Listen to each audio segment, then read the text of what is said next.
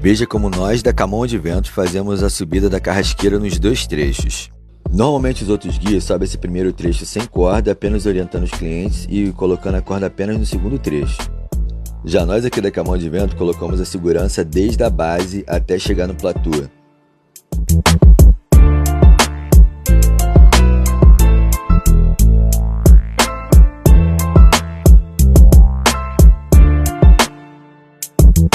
Por sinal, esse platô é muito bonito, já dá para fazer altas fotos e vídeos, inclusive de drone, com esse visual sensacional do Rio de Janeiro.